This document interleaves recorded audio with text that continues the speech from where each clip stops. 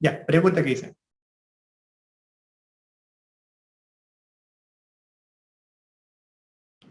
Monitoreo electrónico fetal, que es lo mismo que cardiotocografía. Taquicardia fetal es cuando es más de 160 latidos y que dura por más de 10 minutos. Bradicardia fetal cuando es menor a 110 latidos y que dura más de 10 minutos. Es grave cuando es menos de 80 latidos por minuto. Ahí está. Ese es taquicardia y bradicardia fetal. Vamos viendo las preguntas. Uy, caray.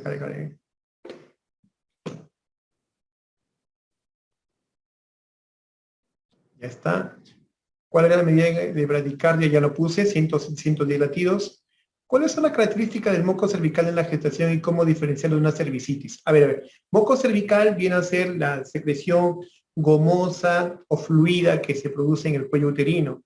Generalmente el moco cervical es fluido o puede ser viscoso, depende del día del ciclo menstrual. Otra cosa más, generalmente genera un descenso blanquecino, transparente, lechoso, que no tiene mal olor, que no causa irritación, que no pica y no fastidia. Otra cosa es el ectropión cervical de la cervicitis. La cervicitis viene a ser un estado inflamatorio del cuello uterino, un estado inflamatorio, generalmente infeccioso, como también puede tener otras causas. Por ejemplo, el déficit hormonal en la mujer hipomenopáusica puede llevar a atrofia cervical, y eso genera cervicitis atrófica. Una cosa es la cervicitis y otra cosa es el ectropión. El ectropión es fisiológico. El ectropión es fisiológico. Y se diferencian por la clínica y por colposcopía, que es un examen pero muy particular. Ya hablamos de la bradicardia, José. Buenas tardes, valor normal de translucencia nucal. Translucencia nucal, más o menos dicen, toda translucencia nucal mayor a 2.5 milímetros ya debe ser considerado como alerta. ¿Los DIF están relacionados a alguna distosia en particular? Como hemos visto ahí. El término distosia significa trabajo de parto normal, Richard. Los DIF tipo 1, solo para puntualizar, el DIF tipo 1 es para lo que es fisiológico. Que te quede bien clarito eso. El DIF tipo 2, eso va en relación a insuficiencia útero-placentaria. Y el DIF tipo 3, eso puede significar compresión de cordón umbilical.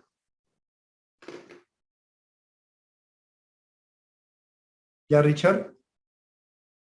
Ya hablamos de bradicardia fetal, categoría 2 y categoría 3. Categoría 1 significa feto que está en buenas condiciones, no está en riesgo de hipoxia, en buenas condiciones. Categoría 3, feto hipóxico, feto comprometido, feto que tiene que terminar la gestación cuanto antes.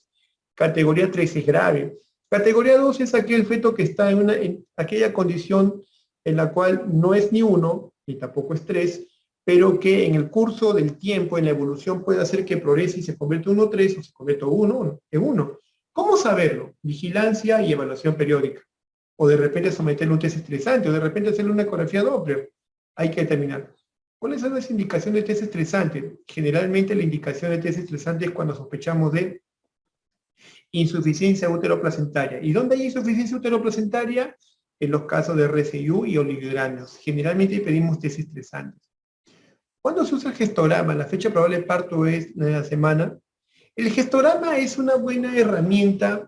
A ver, yéndonos un poquito a lo que es este instrumento de evaluación. Cuando hacemos el control prenatal, usamos ciertos instrumentos que nos han facilitado. El CLAP, el Centro Latinoamericano de Atención Perinatal, es una institución latina que conforma donde están los peruanos, argentinos, paraguayos, bolivianos, bueno, un grupo de países latinoamericanos, y han establecido normas de actuación para toda la región en el área materna. Y han establecido el gestograma, que es un disco que tiene dos planchas que están adosadas una sobre otra, que permite en esa plancha poder saber muchos datos con respecto a la edad gestacional, el ponderado fetal, la altura uterina, la ganancia de peso materno. Pero al igual que el gestograma, también está la cinta métrica clave. No lo he mencionado aquí porque en términos de pregunta de examen no ha venido eso. Quiero ser muy puntual, muy así, darle papillas, pepitas a ustedes. Pero bueno, valga la aclaración para hacerlo comentario. La fecha probable de parto es en la semana 40. Fecha probable de parto es 40 semanas. Bueno, te puedo decir que un feto a término ya es cuando está entre las 37 y 41 semanas y que puede ya nacer.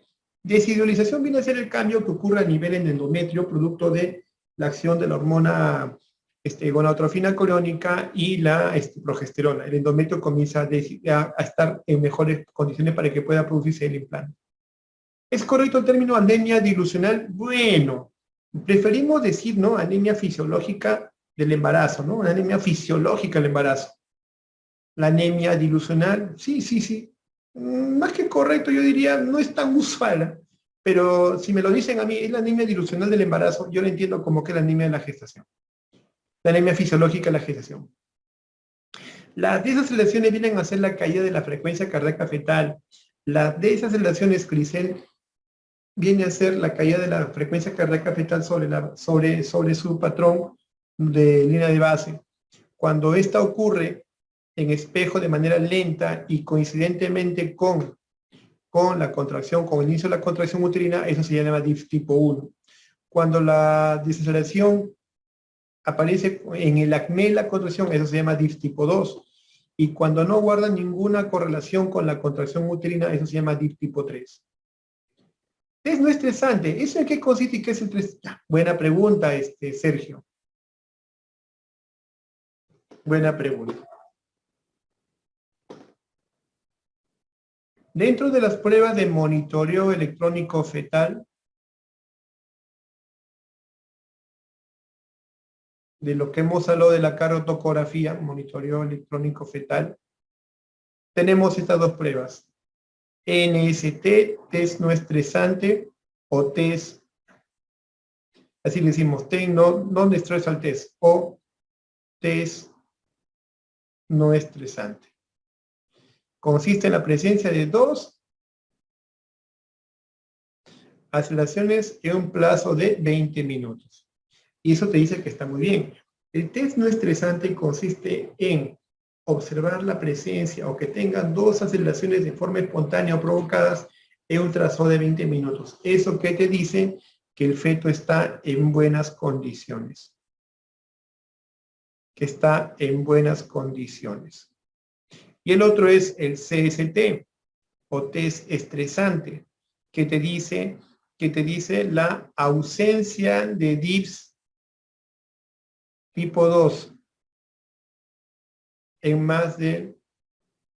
un trazado en más del 50% de las contracciones uterinas. El test estresante es una prueba que se hace con la ayuda de oxitocina. Lo que se hace en el test estresante es simular que hay contracciones como un trabajo de parto.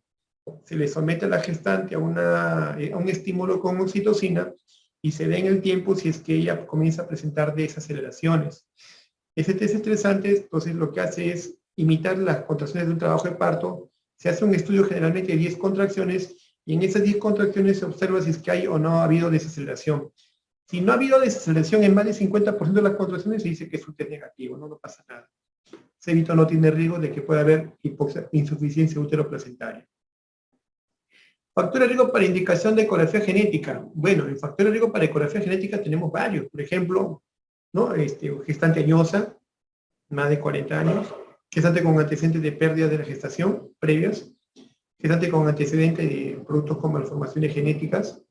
Gestante con exposición radiológica o exposición ambiental a radiación o a algún fuerte químico. Naegeli es la forma de estimar la fecha probable de parto. Naegeli lo que hacemos es sumarle 7 días a la fecha de última regla, 7 años, y restarle 3 a los meses generados. Nadir. Nadir significa descenso, discúlpame, nadir significa el descenso o máximo descenso de la frecuencia de contracción, máximo descenso de latidos cardíacos fetales. Óbito fetal en gesta para en el término verdad. Óbito fetal, de principio el óbito fetal tiene que ser catalogado si es pretérmino o a término. Y eso engloba en la cifra de A a término o pretérmino. ¿Cómo se determina si el edema es fisiológico o patológico por el peso? No. El edema fisiológico tú lo vas a descartar en función a tus exámenes, a tu valoración clínica. No es que, porque lo ves, es un edema fisiológico. Sabemos que una tercera parte de los edemas de la gestación son fisiológicos. Uno tiene que estudiar, descartar que no sea renal, que no sea cardíaco, para recién decir, es fisiológico. Es por exclusión. Es por exclusión. ¿Qué indican los marcadores de ecografía de hueso nasal, ángulo facial, ducto venoso y flujo tricuspedio? Diversas malformaciones de tipo genética. Puede ser desde Down, síndrome de Patau, síndrome de Edwards. En la primera ecografía del primer trimestre, ¿cómo es el screening para preeclampsia? Eso lo vamos a convertir en la parte de preeclampsia, te voy adelantando. Consiste en hacer ecografía genética, claro. Medir la resistencia de las arterias uterinas y a eso el dosaje de ciertas enzimas sanguíneas maternas, como es la proteína plasmática tipo A. Es una prueba muy fina que no se hace en nuestro país. Hay puntos que han generado ahí controversia y vamos a ampliarlo, ¿ya? Muy bien. A ver, un ratito. Ya está. Muy bien. Bien, entonces vamos a lo siguiente, uno de los puntos que han generado ahí controversia. El monitoreo electrónico fetal. El monitoreo electrónico fetal viene a ser una prueba de vigilancia del bienestar fetal. Esto es una prueba de vigilancia del bienestar fetal.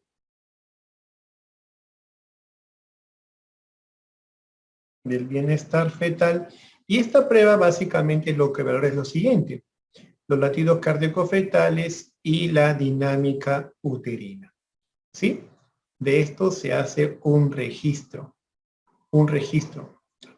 cardiotocográfico. Este monitor electrónico fetal toma en cuenta lo siguiente en los latidos cardíaco-fetales. Toma en cuenta lo siguiente. Vamos a poner acá a resaltar lo importante porque va a generar mucha inquietud. Lo que se conoce como línea de base.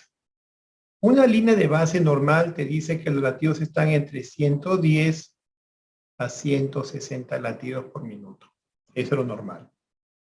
Se dice que cuando es por debajo de 110, eso es bradicardia. Pero ojo, no es que solo sea 110, sino que sea o que dure más de 10 minutos. Un descenso de menos de 110 latidos y que dure más de 10 minutos, eso es una bradicardia. Y es grave cuando es menor de 80 latidos por minuto. ¿Sí? Entonces, eso es lo que es bradicardia. Y cuando es más de 160 latidos por minuto, eso es taquicardia. Se dice que la taquicardia dura más de 10 minutos. No puedes hablar de taquicardia o bradicardia solo porque lo presenta así de manera aislada en un instante. No, tiene que ser más de 10 minutos. Entonces lo normal es que esté entre 110 a 160, menos de 110 bradicardia si esta dura más de 10 minutos. Y es grave cuando es menos de 80. Más de 160 es taquicardia y la taquicardia se entiende que dura más de 10 minutos. Eso es el primerito, línea de base. El segundo es la variabilidad. Por variabilidad se entiende que es la oscilación de latido a latido. Es la oscilación, aquí vamos a poner acá.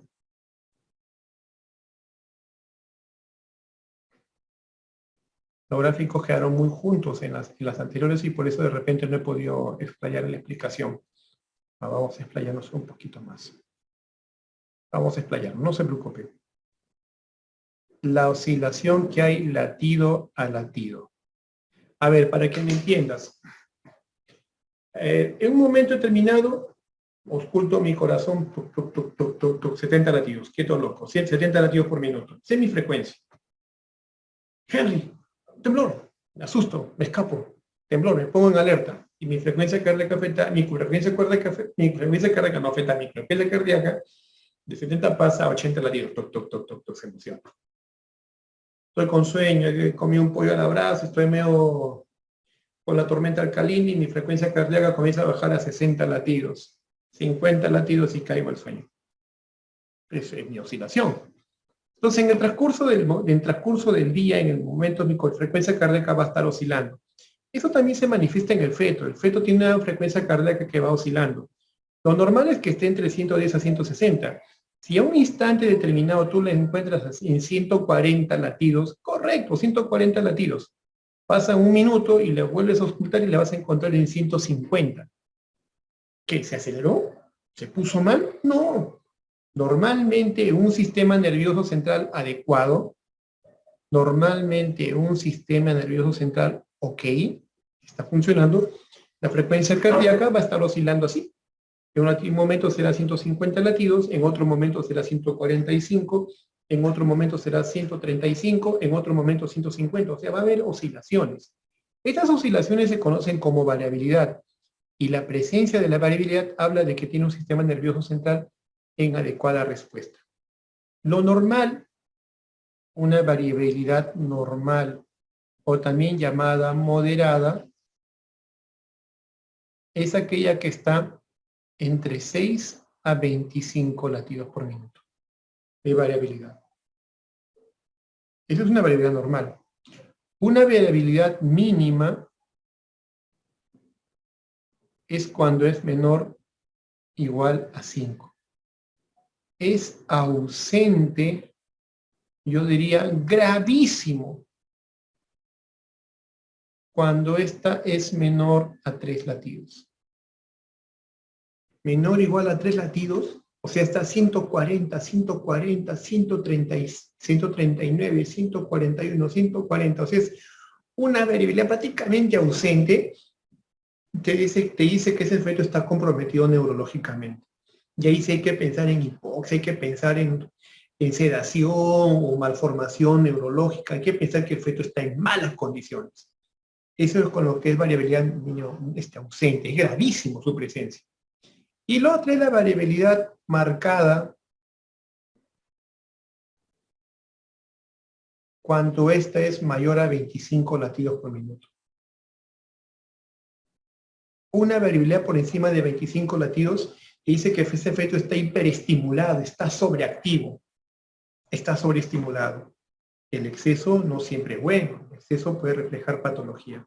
Entonces, eso es con respecto a variabilidad. El otro concepto que debes tener en cuenta es el de desaceleraciones.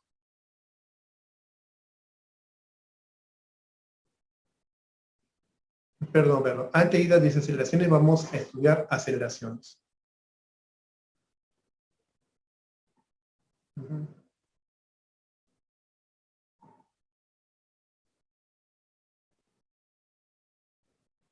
Sale todo esto. Vamos a trabajar acá.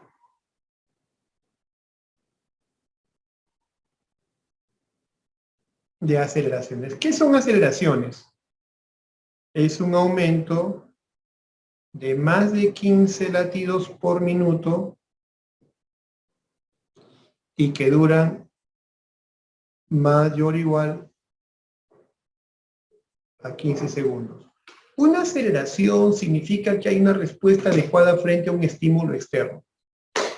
Oh, caray, aplaudí y de pronto me excité. ¿Qué pasó? ¿Qué pasó? O de pronto, chicos, ustedes ven a una chica guapa que pasa por su oreja y el corazoncito comienza a latir. Uy, guau. Las chicas lo mismo también. De repente, ahora que viene Harry Styles, lo ven y su corazoncito comienza a latir más. ¿A qué es lo que voy con estas bromas? ¿A qué es lo que quiero ir con estas bromas, con estas comparaciones? Que frente a un estímulo, o frente a un estímulo externo visual, la respuesta neurológica es que su frecuencia cardíaca fetal aumente. Y eso está muy bien. En un feto en adecuado sistema nervioso central o en adecuada oxigenación, con un sistema nervioso central trabajando y que esté en adecuada oxigenación, entonces su sistema cardiovascular va a responder con un incremento de la línea de base, más de 15 latidos y que puede durar más de 15 segundos. Esto es aceleración y eso es normal. Y eso es normal. Eso es normal. Ahora viene el otro término, desaceleraciones. Las desaceleraciones vienen a ser una caída de la frecuencia cardíaca fetal, y que puede ser en más de 15 latidos por minuto con respecto a la línea de base. Y las desaceleraciones pueden ser de tres tipos. El tipo 1, conocido como DIPS tipo 1. El DIPS tipo 1, también conocido como desaceleración temprana, porque empieza junto con la contracción temprana, es felizmente fisiológica. Este DIPS tipo 1 aparece con la contracción uterina. Este DIPS 1 aparece porque hay una compresión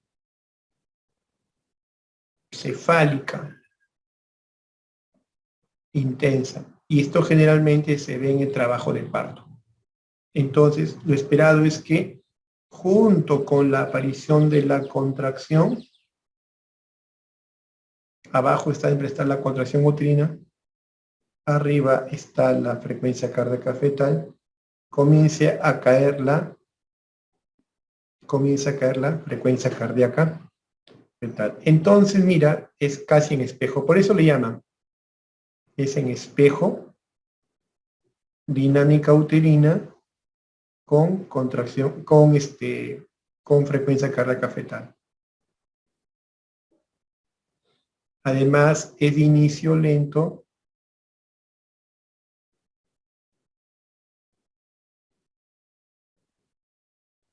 y recuperación lenta. Es el DIP tipo 1. El DIP tipo 2, este es conocido como DIPS tardío. Este es patológico. Siempre es patológico. Y esto refleja ¿qué cosa? Insuficiencia útero-placentaria. Esto es grave, es preocupante. Este DIPS en comparación al anterior empieza así, mira. Empieza la dinámica uterina, ¿sí? Y la desaceleración ocurre en el acme de la contracción, comienza a caer. Por eso le dicen tardío, porque mira, empieza tardíamente. No es como este que empieza tan tempranamente con la contracción. Este es un casi en espejo. Por unos instantes es casi en espejo. También es de inicio lento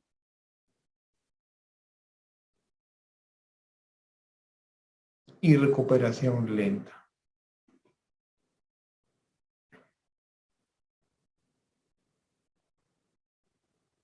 El DIPS tipo 3. Un DIPS tipo 3 se le conoce como DIPS variable. Ya te voy a comentar. No siempre es patológico. Puede ser o no patológico. Este puede cambiar. Mira, acá te pongo la contracción. Acá te pongo otra contracción. Y mira, por acá comienza a caer.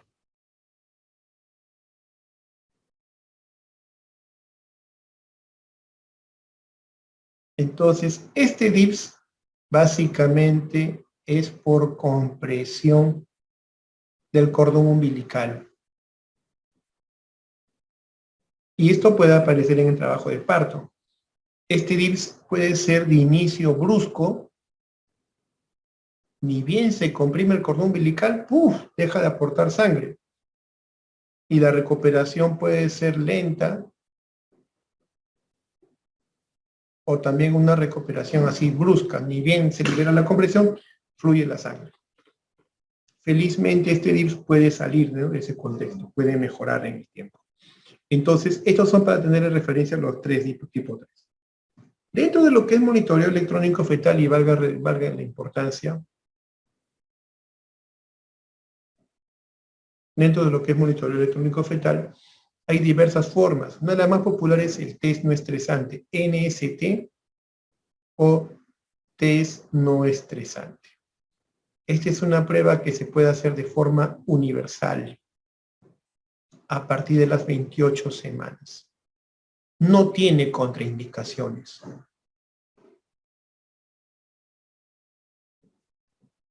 No tiene contraindicaciones. Una prueba más universales. ¿Qué es lo que hace el test no estresante? Lo que valora es la presencia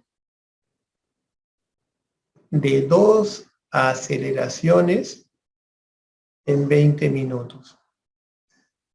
Si están presentes, se dice que es un feto reactivo. Si no se llega a esa condición, no se logra tal aceleración, se dice que es un feto no reactivo. Si el feto está reactivo es porque tiene 2 aceleraciones o más en 20 minutos, te dice que todo está ok. El riesgo de hipoxia fetal es prácticamente remota, limitada. Pero si el feto sale no reactivo, no es que el feto esté mal. Esta prueba tiene una alta tasa de valores de falsos valores predictivos positivos, o mejor dicho, de falsos positivos. Es altísimo. Entonces, cuando te sale un feto no reactivo, lo que tienes que hacer es hacer otra prueba más sensible, que puede ser un test estresante o un perfil biofísico de Manning. En términos prácticos, las pruebas, si lo medimos por sensibilidad de especificidad, un NST es menos sensible y específico que un CST, y un CST menos específico que un perfil biofísico de Manning, y hasta a su vez que un Doppler. Viéndolos así en prueba, ¿quién es mejor que la otra, no? Por eso se dice que el test no estresante es una prueba universal que se puede hacer en todo nivel, ¿no? La prueba más estandarizada. Si te sale negativo, o mejor dicho, te sale que el feto está en buenas condiciones, créele esa prueba porque tiene una alta sensibilidad. Pero si te sale no reactivo, como esta prueba tiene una alta tasa de falsos positivos, esta prueba te dice, ¿sabes qué? Hazle un test estresante o un perfil biofísico, eleva la sensibilidad. Básicamente la presencia de 2 aceleraciones de más de 15 latidos de 15 segundos en un trazado de 20 minutos. Y la otra prueba que se hace es el CST o test estresante. Test estresante. Esta prueba se hace siempre con oxitocina. Es una prueba que se hace con oxitocina. Lo que se hace aquí en esta prueba, de preferencia, hacerlo a partir de las 34 semanas. Puede propiciar trabajo de parto, puede llevar a dolor, a dilatación, a cambios cervicales.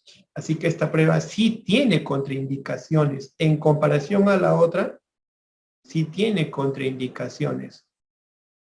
Por ejemplo, no se puede hacer esta prueba en una placenta previa, una placenta que está mal ubicada, o un feto en transverso, o una paciente cesárea anterior. Es una prueba que tiene sus limitantes porque el uso de la oxitocina no solo puede llevar a dolor, sino puede llevar a cambios cervicales. No se puede hacer un parto prematuro, no, tiene muchos pros. Y esta prueba lo que valora es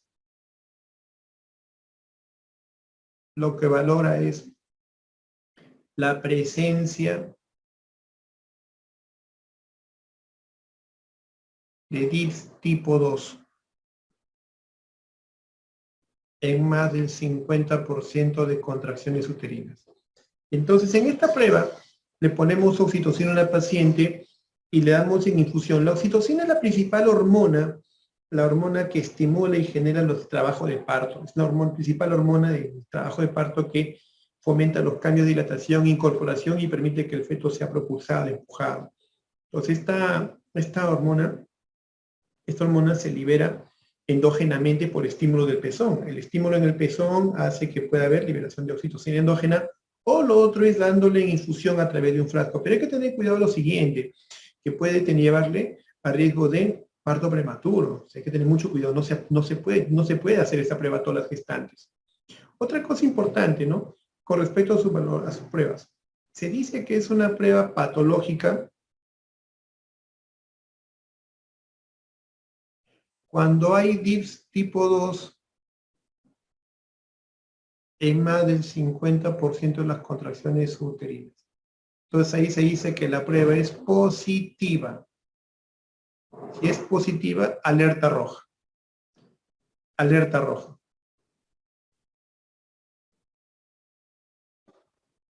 Ese feto puede hacer insuficiencia útero-placental y puede ovitar en el trabajo de parto.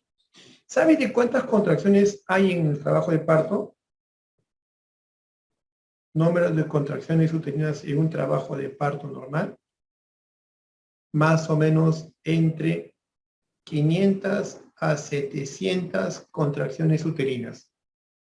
Si con 10 contracciones se ve eso en un DIPS, en un CCT, ¿qué será con 700, con 500 contracciones uterinas?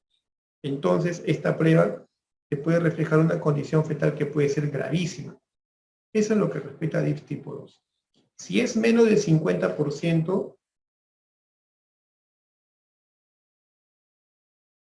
se dice que es sospechoso. Por tanto, en estos casos debemos hacer un perfil biofísico o un Doppler. Es decir, aumentar la sensibilidad diagnóstica. Y si no hay DIPS tipo 2, es negativo. Entonces se dice que la prueba es negativa y que todo está ok y que el trabajo de parto se podría desarrollar. Entonces, esto para tener en perspectiva de lo que son estas dos pruebas que son importantísimas dentro de lo que es monitoreo electrónico fetal. Valgan verdades, en la actualidad se están dejando de lado porque ahora hay una forma de categorización. Es la categorización de la ACOG. El ACOG es el Colegio Americano de Ginecología Obstetricia, que en el año 2008, ante tanta incertidumbre por diversas formas de cómo se catalogan los trazados, el NST en la escuela del Hipólito Unanue, en la escuela del San Bartolomé, en la escuela de Maternidad Lima, es decir, la forma tan subjetiva como cada institución valoraba las pruebas, llevaba a un problema de entendimiento y al momento de querer homogenizar criterios. Y ese problema no solo ha sido en Perú, sino un problema en el mundo entero. El Colegio Americano de Ginecología Obstetricia, en el año 2008, estableció las pautas, las bases de lo que es la categorización de los trazados. La categorización del monitoreo electrónico fetal. Y así estableció 3 categorías. Vamos a ponerla acá. Categoría 1. Por categoría 1 se entiende que es un feto que está en buen estado de oxigenación. Que el trabajo de parto puede ir en buen término. Y una categoría 1 exige lo siguiente: latidos cardíacos fetales o línea de base que esté entre 110 a 160. 2, que la variabilidad sea buena, que sea de 6 a 25. 3, DIPS tipo 1 pueden estar ausentes o presentes. No hay mucha discusión. Bien controvertido, ¿no? Pero así es. Una categoría 1, basta con que tenga DIPS tipo 1, es una categoría 1, no pasa nada. Lo que sí cambia es lo siguiente: DIPS tipo 2 y tipo 3 tienen que estar ausentes. Quinto, las aceleraciones pueden estar ausentes o presentes y eso se ve en categoría 1. Entonces, eso es lo que es categoría 1. Vamos a la categoría 3. Una categoría 3 te dice un feto que está en hipoxia, un feto que está en una condición grave. Ahí hay que terminar la gestación cuanto antes. Y ahí puede tener 3 consideraciones. Una, variabilidad ausente, los que les comentaba. Y que en esa variabilidad ausente se acompañe diffs tipo 2 en más de 20 minutos que persisten, diffs tipo 3 que estén en más de 20 minutos y que persistan, y que haya bradicardia fetal. Esa es categoría 1, perdón, categoría 3. Y la segunda condición es patrón sinusoidal, que esto ha sido tema de pregunta en diversos exámenes. La sola presencia de un patrón sinusoidal oscilante mínimo es una categoría 3 y eso es alerta máxima. El feto se está muriendo. Si uno no termina la gestación cuanto antes, ese feto va a morir. Y una categoría 2 que es bien conflictiva, la categoría 2, es una condición indeterminada. Es aquella en la cual no podemos decir a ciencia cierta si el feto va a salir o va a continuar en ese riesgo. Puede hacer que se vaya a una categoría 1 o termine por ser una categoría 3. Aquí lo que importante es determinar el cuadro clínico, los antecedentes para poder saber si va a ir para una o para otra categoría.